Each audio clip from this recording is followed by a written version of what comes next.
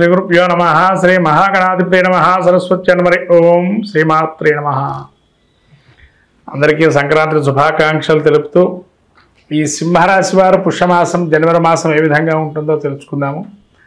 సింహరాశిలో మఘ నక్షత్రం 4 పాదాలు, పుబ్బ నక్షత్రం 4, ఉత్తర నక్షత్రం 1వ పాదము సంచరిస్తుంది.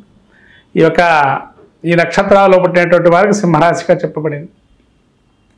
సింహరాశి వారికి ముఖ్యంగా ఈ కుజుడు వీరికి గ్రహస్థితి ఏ విధంగా ఉందయ్యా అంటే, వక్రగమనంలో ఉండేటువంటి ద్వాదశ స్థానంలో కుజుడు సంచారం చేస్తూ వక్రగమనంలో ఉండటం, అట్లాగే ద్వితీయ స్థానం ముందు కేతు సంచారము, పంచమ స్థానంలో రవి తదుపరి షష్ఠ స్థాన సంచారము, అట్లాగే షష్ఠ స్థానంలో బుధుడు, సప్తమ స్థానంలో శుక్ర శని సంచారము, అష్టమంలో రాహువు, అట్లానే ఈ యొక్క భాగ్యంలో దశమ స్థానంలో గురువు వక్రగమనం. అట్లాగే మనకు ఈ విధంగా గోచారం చూసినట్టయితే ప్రజెంట్ ఈ యొక్క గ్రహస్థితి సింహరాశి వారికి ముఖ్యంగా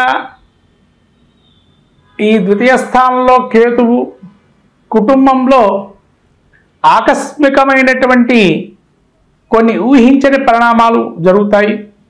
అట్లాగే కుటుంబంలో ధనపరమైన ఇబ్బందులు ఏవైతే ఉన్నాయో కొంతవరకు అవి శమింపజేసే అవకాశం ఉంటుంది ధనపరంగా. అట్లాగే మీరు పరితపిస్తున్నటువంటి కొన్ని విషయాల్లో ఈ యొక్క మాసం మీకు దగ్గరగా ఉంటుందని చెప్పవచ్చును. అంటే మీరు ఎంతకాలం నుంచో వేచి చూసే కొన్ని ధోరణులు ఏవైతే ఉన్నాయో, మనస్సులో ఉన్న చింతనా భావనలు ఏమి ఉన్నాయో అవన్నీ కూడా ఈ మాసంలో పరిపూర్ణమయ్యే అవకాశం ఉంటుంది.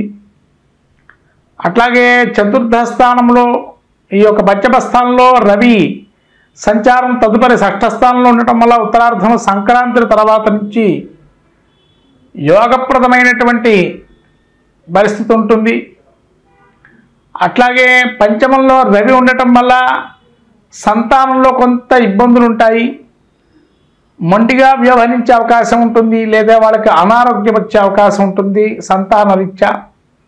బుధుడు 6లో ఉండటం వల్ల బుద్ధిమాంద్యం నుంచి మంచిగా బుద్ధి కుశలతో ఆచరిస్తూ బంధువుల్ని కూడా మీ మన్ననలు పొందుతారు.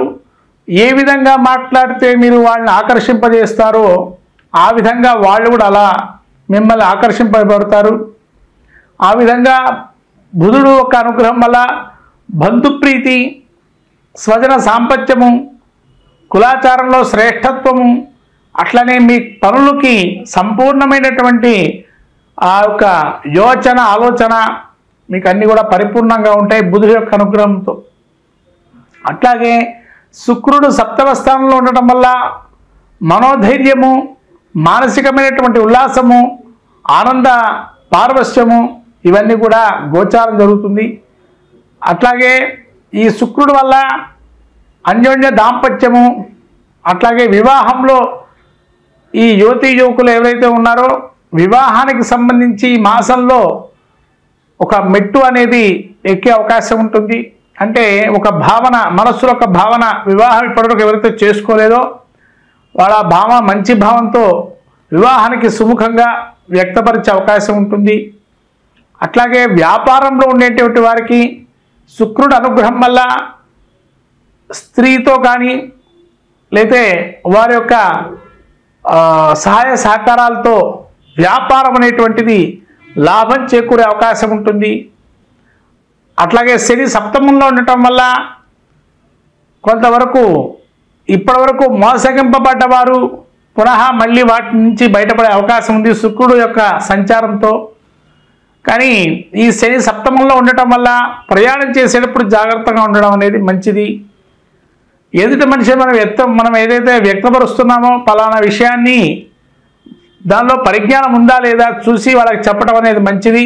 తద్వారా కొత్త ఆలోచనలు వస్తాయి. తదుపరి రాహువు అష్టమ స్థానంలో ఉన్నాడు. ఈ యొక్క రాహువు అష్టమ స్థానంలో ఉండటం వల్ల శకట పరిభావ యోగం అంటారు. అంటే ఏదైనా ఒక ఎత్తు నుంచి కానీ పడిపోతున్నట్టుగా దుస్వప్నాలు వచ్చే అవకాశం ఉంటుంది. కాబట్టి అట్లానే ఏదైనా ధూమపానము కానీ సంబంధించినటువంటివి ఏవైతే ఉన్నాయో వాటిలో కళల్లో వచ్చే అవకాశం ఉంటుంది. వాటితో మీరు భయపడే అవసరం లేదు. అది కించిత్ ఒక భయాన్ని సూచిస్తుంది, అంతే తప్ప మరి ఏమీ లేదు అక్కడ. కాబట్టి వాటిని చూసి మీరు ఇబ్బంది పడద్దు.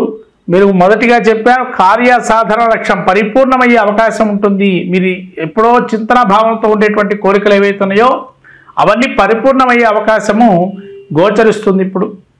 అట్లాగే గురుడు మీకు ఈ యొక్క దశమ స్థానం నుంచి వక్రగమనంతో భాగ్యస్థాన సంచారం వల్ల ఆ గురువు అనుగ్రహంతో కూడా సకలమైనటువంటి కార్యాలు మీకు యోగంగా ఉంటుంది. విద్యార్థులు మంచి ఉత్తీర్ణతతో పాస్ అయ్యే అవకాశం ఉంటుంది. పోటీ పరీక్షల్లో కూడా అద్భుతంగా రాణిస్తారు.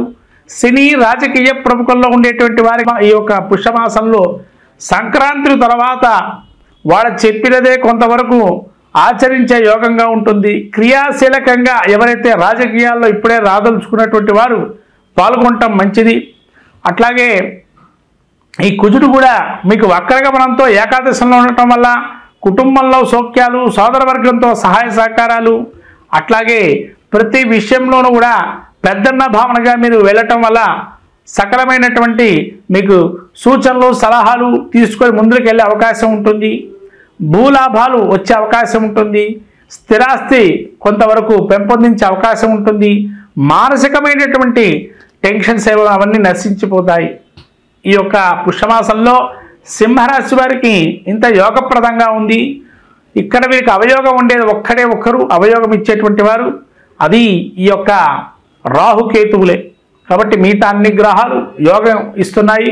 కాబట్టి ఈ రాహుకేతువులకి వారు ఆదివారం రోజు గ్రామ దేవతారాధన చేసుకోవటం కానీ, లేదా ఆవుకి మినుముల్ని ఈ యొక్క దానాగా పెట్టడం కానీ, ఈ రాహుకేతువుల యొక్క అనుగ్రహం పరిపూర్ణంగా పొందాలంటే రాహుకాలంలో అభిషేకం చేసుకోవటం కానీ, ఈ సంక్రాంతికి రాబోయేటువంటి సంక్రాంతికి మనం ఇంట్లోనే మినప సురుండులు తయారు చేసుకొని 10 మందికి అది పెట్టడం వల్ల మీరు ఇంకా మంచి ఫలితాలు పొందుతారు. అట్లానే దుర్గా ఆపద్ధారక స్తోత్రము, గణపతిని అర్చన చేసుకోవటం వల్ల ఇంకా మెరుగైన ఫలితాలు పొందుతారు ఈ యొక్క పుష్యమాసంలో సింహరాశి వారు. సింహరాశి వారు ఇంకా పరిపూర్ణమైనటువంటి అనుగ్రహాన్ని పొందడానికి సుబ్రహ్మణ్య క్షేత్ర దర్శనం చేసుకోవటం, అట్లనే గణపతి యొక్క దర్శనం చేసుకొని గరికతో అర్చన చేయటం వల్ల మంచి ఫలితాలు గోచరిస్తాయి. మధురం అంటే ఏదైనా కూడా లడ్డూ కానిగా నైవేద్యంగా పెట్టి ఆ యొక్క లడ్డూ నైవేద్యాన్ని 10 మందికి పంచిపెట్టడము, లేదా మినప సులండలు కానీ 10 మందికి పంచిపెట్టడం వల్ల ఈ రాహుకేతు అనుగ్రహం కలిగి సంపూర్ణమైన ఫలితాలు పొందుతారు. ఇంకా ఆపదుద్ధారక స్తోత్రం చేసుకోవటం కూడా గణపతి కానీ దుర్గా కానీ హనుమంతుడి ఆపదుద్ధారక స్తోత్రం చేసుకోవటం వల్ల కూడా ఇంకా మంచి ఫలితాలు గోచరిస్తాయి సింహరాశి వారికి. మొత్తం మీద ఈ ద్వాదశి రాశుల వారు ఈ సంక్రాంతికి ఏది పాటిస్తే మాకు బాగుంటుంది అనుకునే దానికి వస్తే ద్వాదశి రాశుల వారు అందరూ కూడా సవిత్రు సూర్యనారాయణ స్వామికి ఉత్తరాయణ పుణ్యకాలంలో దానం, స్నానం, జపం, వ్రతం లాంటివి చేసుకోవటంతో కానీ, లేకపోతేనా వచ్చేటువంటి బ్రాహ్మడికి స్వయం పాక దానం ఇవ్వటము, అట్లాగే ఏదైనా బెల్లము కానీ నువ్వులు కానీ, అట్లానే తెల్ల నువ్వులు అండి, నల్ల నువ్వులు కావు, తెల్ల నువ్వులతో చేసే పదార్థాలని ఇవ్వటం వల్ల కూడా మనకుండేటువంటి ఆరోగ్య రుగ్మతల నుంచి బయటపడతాము. అట్లానే కార్య సాఫల్యం పొందాలి అనుకున్న వారు ఎవరైతే ఉంటారో ప్రతి విషయంలో విజయం సాధించాలి అనుకునేటువంటి వారు ఈ యొక్క సూర్యనారాయణ స్వామి ఏదైతే సంక్రాంతి రోజు వాళ్ళు శక్తి కొలది జిల్లేడు పూలు కానీ జిల్లేడు ఆకును తీసుకొని ఆకు మీద మనకు ఏదైతే కోరిక ఉంటుందో దాన్ని ఎరుపు రంగు ఏదైనా పసుపు ఏదైతే మన కుంకుమ మిశ్రమం కానీ లేదా సున్నము అండ్ పసుపుని కలిపినటువంటి చూర్ణాన్ని తీసుకొని మంచిగా ఎర్రగా వచ్చేట్టుగా చేసి దానిలో సూర్యనారాయణ స్వామి బింబాన్ని దించి దానిలో మీరు కోరికని రాయటం కానీ లేకపోతేనా మీ కోరికని చెప్పి దాన్ని స్వస్తిక్ ఆకారం కానీ ఓంకారాన్ని కానీ రాసి ఆ సూర్యనారాయణ స్వామి బింబాన్ని దించి దానిలో ఆ సూర్యనారాయణ స్వామి అనుగ్రహాన్ని పొందటం వల్ల శత్రు జయాన్ని కూడా సూచిస్తుంది. ఇంకా కొంతమంది ఏదైనా అక్షరం రాయదలుచుకుంటే కనుక హ్రీం అనే అక్షరం రాయటం వల్ల ఆ తెల్ల జిల్లేడు ఒక ఆకులో సంక్రాంతి యొక్క స్వరూపంలో సూర్యనారాయణ స్వామిని హేంకార శబ్దంతో కనుక ఆరాధన చేస్తే మనకు అన్ని విజయాలు సాధిస్తూ సకలము కూడా విజయం సాధిస్తూ ఉంటాము. హ్రైంకార బీజాన్ని గనక ఆ యొక్క తెల్ల జిల్లేడు ఆకు మీద రాసి ఎరుపు రంగుతో రాసి ఆ రాసినటువంటి ఆకుని ఆంజనేయ స్వామి దగ్గర పెట్టడం వల్ల మంచి ఫలితాలు చేకూరుతాయి. ఈ విధంగా సంక్రాంతి రోజు ఈ విజయాన్ని సాధించే అవకాశానికి ఈ యొక్క సూచనలు చేసుకోవడం జరుగుతుంది. మొత్తం 12 రాసుల వారు ఇది పాటిస్తే కూడా మరి మంచిది. హరి ఓం.